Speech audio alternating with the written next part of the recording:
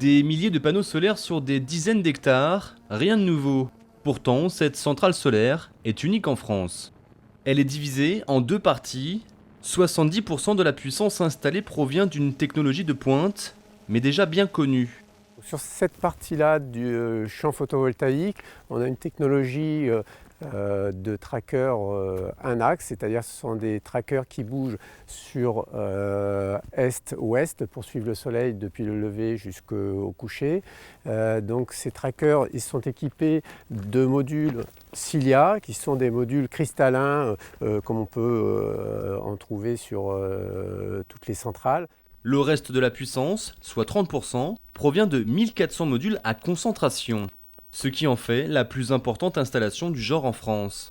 Chaque panneau est constitué de lentilles qu'on aperçoit ici, ce petit carré. Les lentilles concentrent le soleil en son centre de manière à amener le rayon du soleil sur l'arrière du panneau, sur la cellule qui va produire l'électricité. On aperçoit ici ce petit carré et qui permet ainsi d'augmenter la production solaire. Cette lentille concentre 500 fois le rayonnement solaire avant de toucher la cellule. Alors, le rendement est démultiplié. La difficulté, suivre le soleil de façon très précise avec un tracker 2 axes, horizontal et vertical. On a donc les panneaux solaires à concentration qui sont fixés sur une structure métallique qui est motorisée de manière à suivre le soleil dans toute sa course. L'important sur cette technologie, c'est donc d'avoir les panneaux qui sont toujours parfaitement orientés, perpendiculaires au soleil, de manière à profiter au maximum des rayons du soleil qui viennent se concentrer sur la cellule. Une technologie qui promet d'être rentable à condition d'avoir un ensoleillement parfait. Le moindre nuage stoppe net toute la production.